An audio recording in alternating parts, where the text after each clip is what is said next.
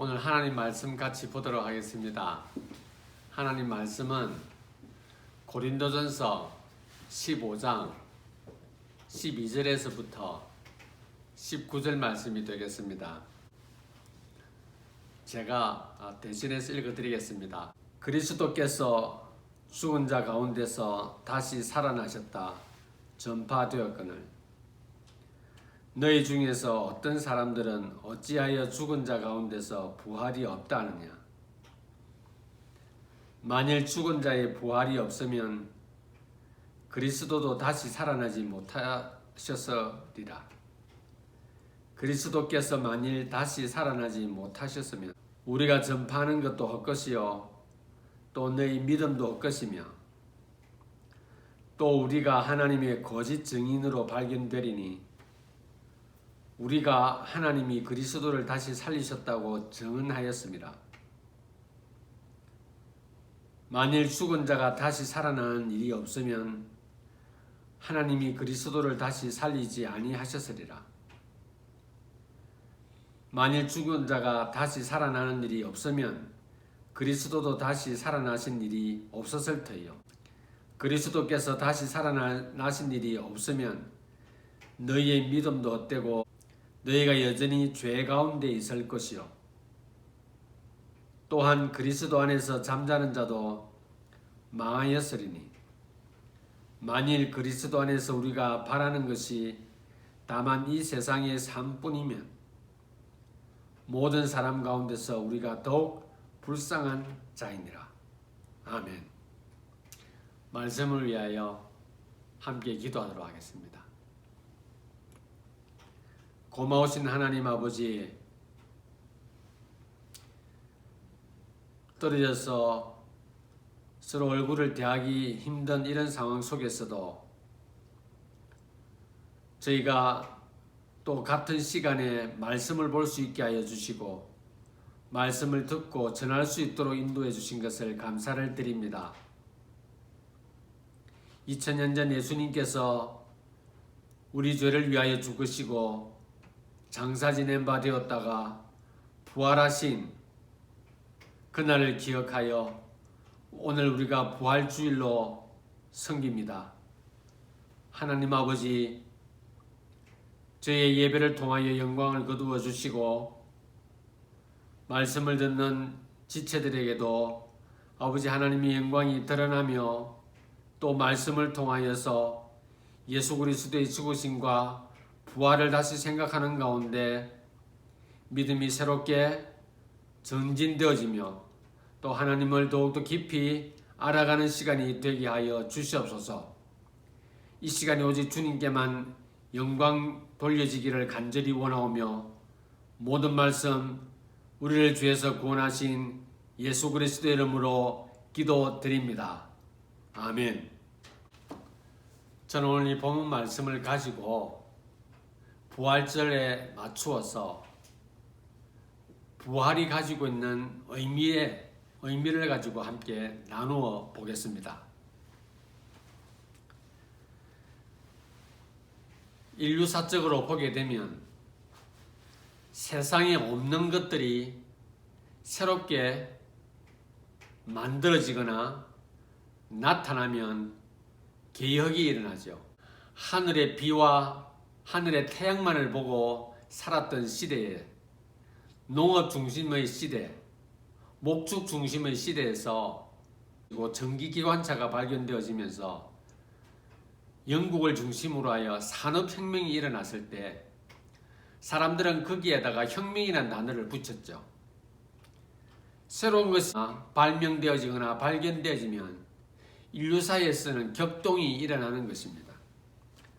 전기가 발명되어짐으로써 전화가 발명되어짐으로 인하여서 인류사에 어떤 변화가 일어났는지 저와 여러분들은 잘 알고 있습니다. 지금은 또 지금까지는 한 번도 경험하지 못했던 세상에 없던 바이러스가 전 세계를 휩쓸고 지나가고 있습니다. 국경도 없습니다. 강대국도 약소국도 없습니다. 아무리 좋은 전략 무기를 가지고 있더라도 바이러스가 들어오는 데는 속수무책인 것입니다. 이처럼 없던 것이 새로 생겨났을 때는 모든 것이 혼돈 가운데 빠지게 되는 것입니다. 오늘 본문은 우리 인류사에 전무하였던 부활 사건을 기록하고 있습니다.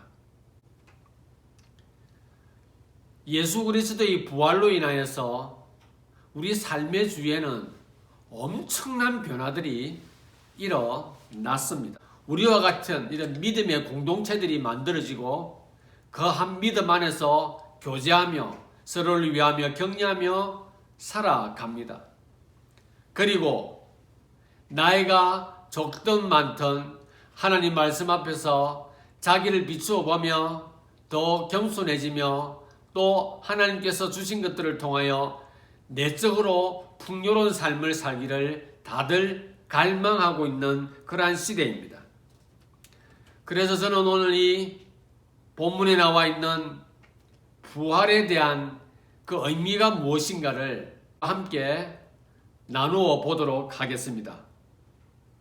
먼저 부활은 우리가 하나님의 은혜 가운데 있다고 하는 것을 보여주고 있습니다.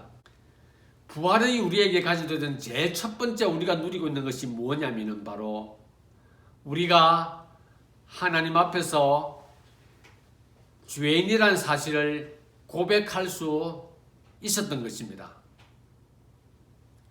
자신이 죄인인 것을 하나님 앞에서 인식하고 인정한다고 하는 것은 쉬운 일이 아닙니다.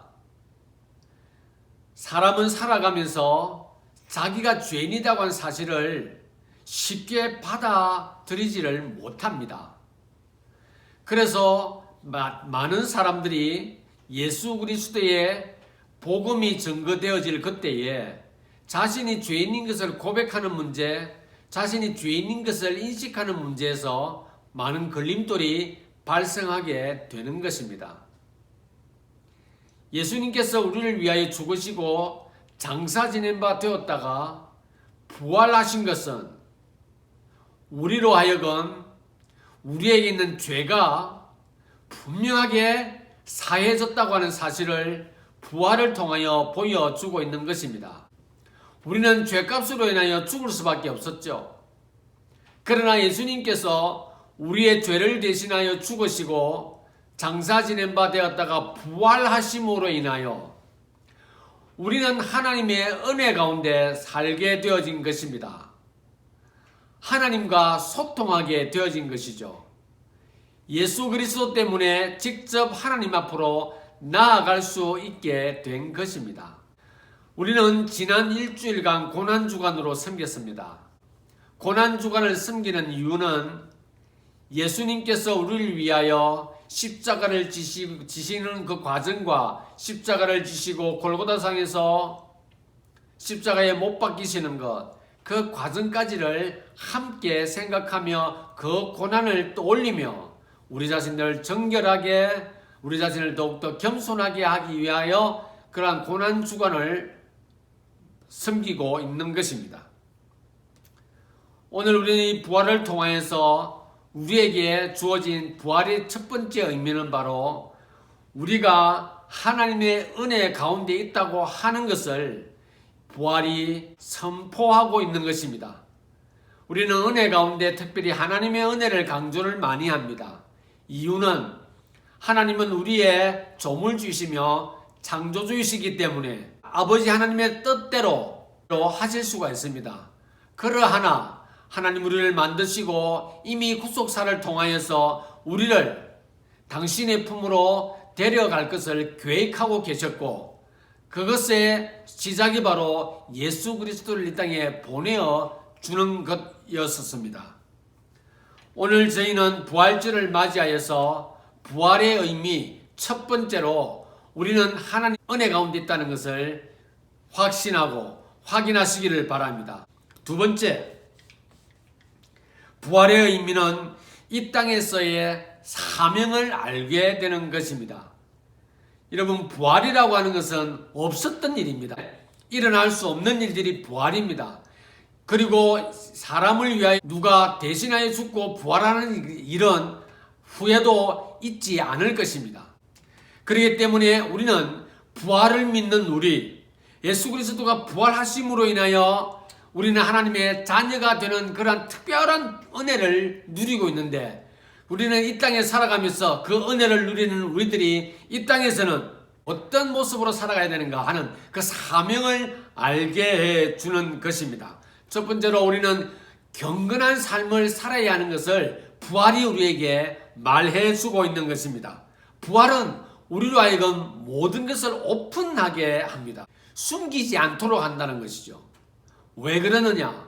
부활의 의미는 영혼과 연결되어지는 것입니다. 영혼의 문제는 하나님의 절대적인 주권 가운데 있는 것 아닙니까? 경건한 삶을 살기 위해서는 우리의 모든 것이 오픈되어야 한다는 것은 당연한 것입니다. 오픈한다고 하는 것은 무엇을 말합니까? 거짓이 없다는 것을 말해주고 있는 것입니다. 왜 우리는 거짓이 없어야 합니까? 우리는 하나님과 직접적인 관계가 형성되어져 있기 때문에 그렇습니다. 하나님은 전 인류를 향하여 모든 것을 쏟아 부으시는 사랑을 우리에게 제공해 주셨습니다. 그리고 우리는 그 사랑을 덧입어서 하나님의 자녀가 되었죠. 예수 그리스도를 나의 구세주로 영접하는 그런 복을 누리게 된 것이죠. 하나님의 놀라운 은혜를 누리게 된 것입니다. 그렇기 때문에 부활을 믿는 우리, 이 세상은 그 누구도 우리가 예수 그리스도로 인하여서 부활된다는 사실을 믿지 않고 있습니다.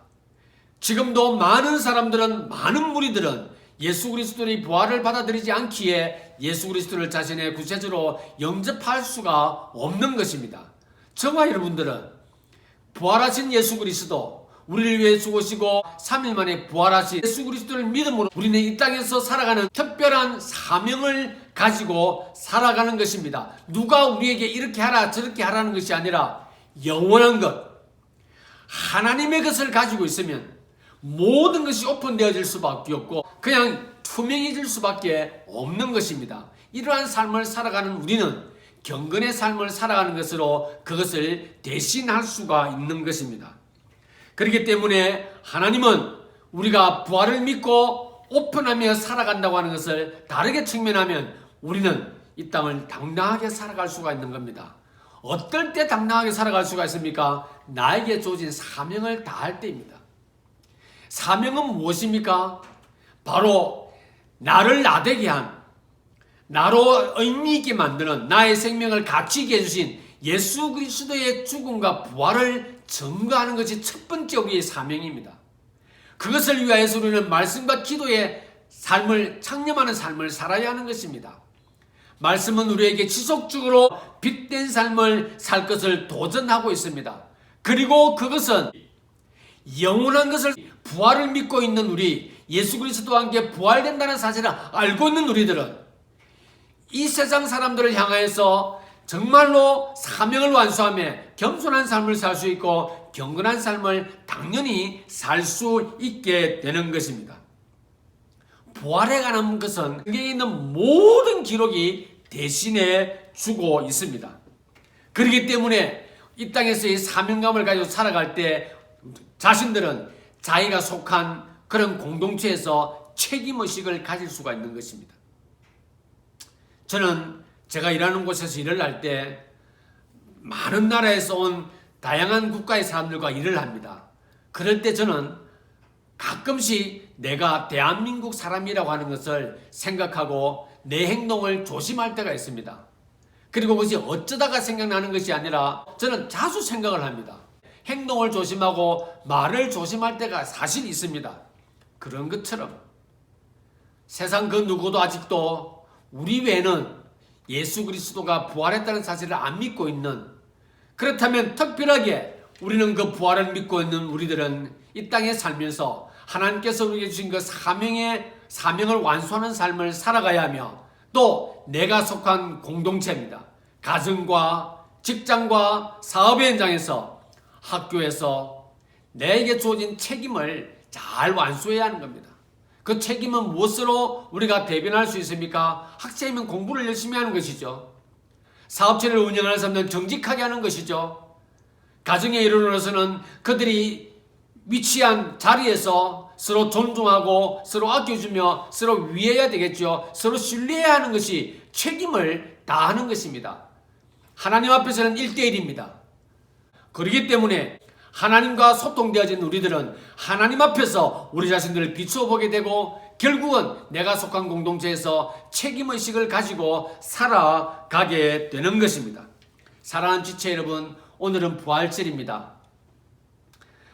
우리가 하나님 은혜 안에 있다는 것을 잊지 마시기를 바랍니다.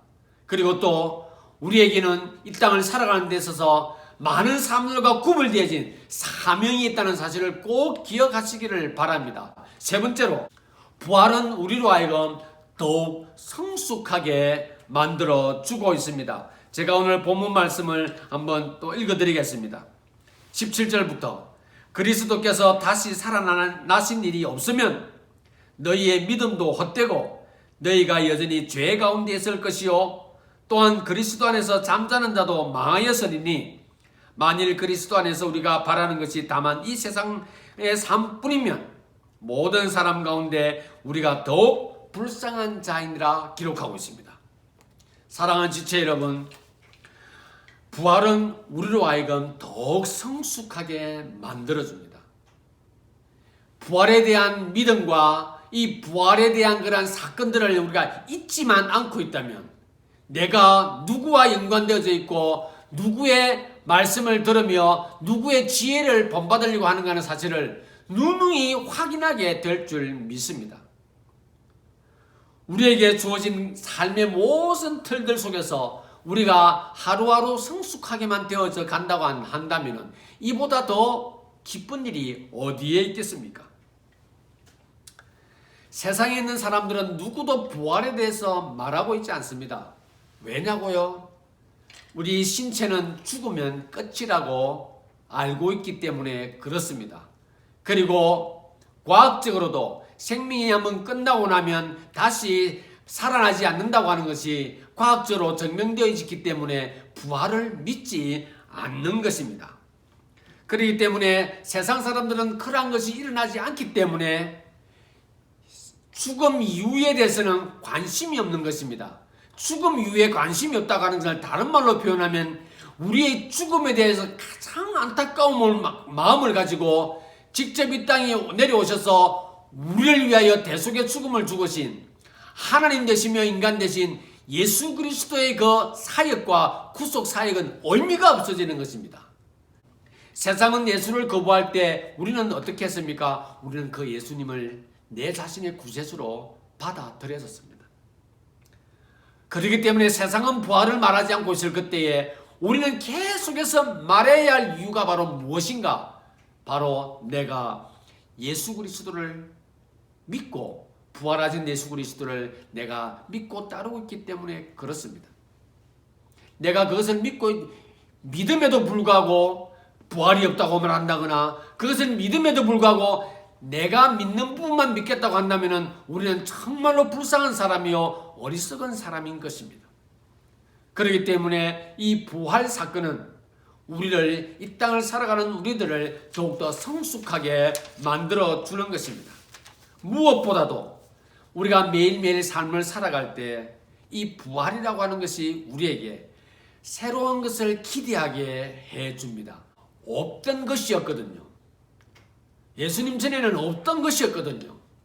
그러나 예수님께서 그것을 하심으로 인하여 우리가 이 땅에서 없던 것들이 새로 생겨났을 때 우리는 기대감을 가지고 저것을 통하여 무엇을 해볼까? 이것을 해볼까? 저것을 해볼까? 이런 방법을 해볼까? 저런 방법을 해볼까? 하며 기대감을 가지는 것처럼 말입니다.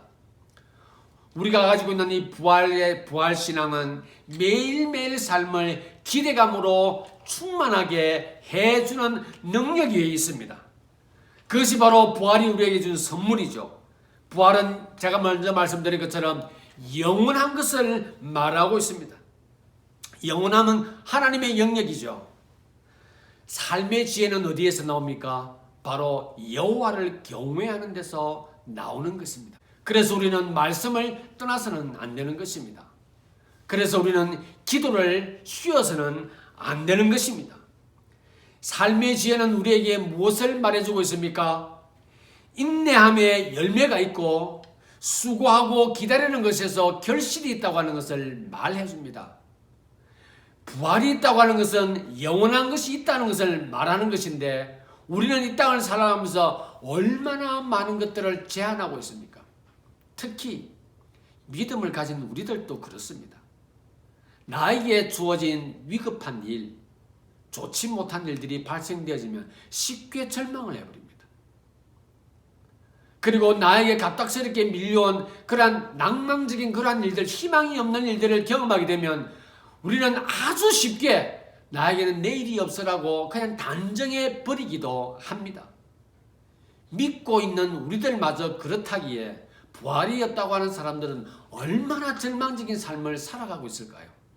사랑하는 지체 여러분, 하나님은 우리에게 특별한 은혜를 주시고 부활 신앙을 갖게 해주셨기에 우리는 이 땅을 살아가면서 매일매일의 삶을 기대감에 충만한 삶을 살아가야 합니다. 왜냐고요? 우리가 이 땅을 살아가는 데 있어서 지혜는 매일매일 필요합니다. 수없이 많은 일들이 새롭게 생기는 듯합니다. 하나님은 그래서 믿는 자들에게 있어서 참 중요한 덕목 중에 하나가 인내라고 말씀하셨습니다. 그리고 또한 기다리라고 기다림에 대한 것을 하나님께서 우리에게 자주 말씀해 주셨습니다. 왜냐고요? 거기는 반드시 결실이 있고 열매가 있기 때문에 그렇습니다. 하나님은 우리에게 늘 말씀하십니다. 너희는 내게 와서 찾으라라고 말하고 계십니다. 두드리라고 말씀하고 있습니다. 우리는 찾기 전에, 두드리기 전에 우리는 먼저 자신을 단정해 버리며 나아갈 때가 참 많습니다. 부활은 무엇입니까? 아무것도 기대하고 있지 않는 나에게 하나님께서 특별하게 순간 주신 은혜인 것입니다. 우리가 예수 그리스도 앞에서 내 자신이 죄인인 것을 고백하기 전, 그리고 고백하고 난 이후 우리는 말씀 앞에서 어떠한 은혜를 누렸습니까? 말씀을 볼 때마다 무엇을 발견합니까? 우리의 연약함과 우리의 무지함과 우리의 무능함을 발견하지 않았습니까? 수많은 신앙의 위인들을 통하여서 그들도 끊임없이 넘어지고 실패하고 좌절하는 가운데서도 그들은 인내하는 가운데 믿음으로 나아감으로 인하여 맺었던 그 수없이 많은 결실들을 우리는 목도합니다. 우리가 들어가는 문은 넓은 문이 아닙니다. 그냥 들어가기가 쉬운 문이거든요. 우리가 들어가는 문은 좁은 문이라 말씀하고 계십니다. 거기는 많은 사람들이 들어가기를 원치 않는다 하였습니다. 그렇기 때문에 매일매일 삶에 우리는 힘들고 어려운 난관들을 우리는 누구를 믿고 누구에 의지해서 어떤 지혜로 살아가야 합니까? 바로 우리가 믿고 있는 부활하신 예수 그리스도를 통하여 하나님께서 우리에게 지혜를 주신다는 것을 잊지 마시기를 바랍니다. 그러기에 어떤 것이든지 단정하지 마십시오. 세상은 지금도 죽음은 끝이라고 하는 것을 단정하고 있기에 그리스도의 부활이 저들에게 전달되어지지 않습니다.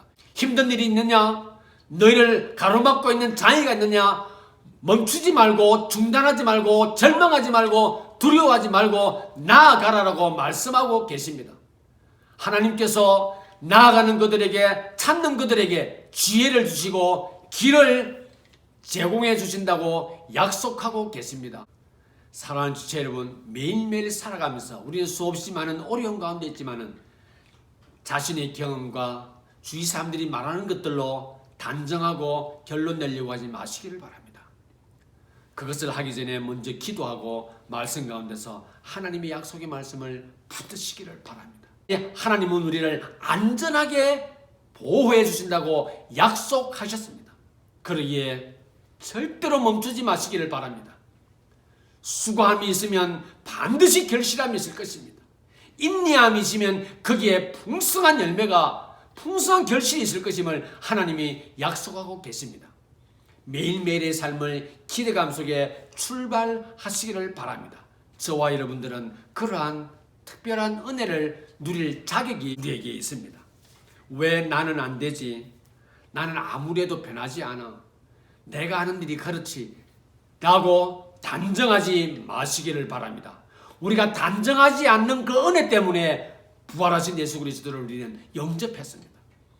그렇기 때문에 이것은 나의 삶으로 자연스럽게 연결되어져야 하는데, 그래서 제가 제목을 부활이 가지고 있는 의미는 우리 삶에 깊숙이 내재되어져 있는 것입니다.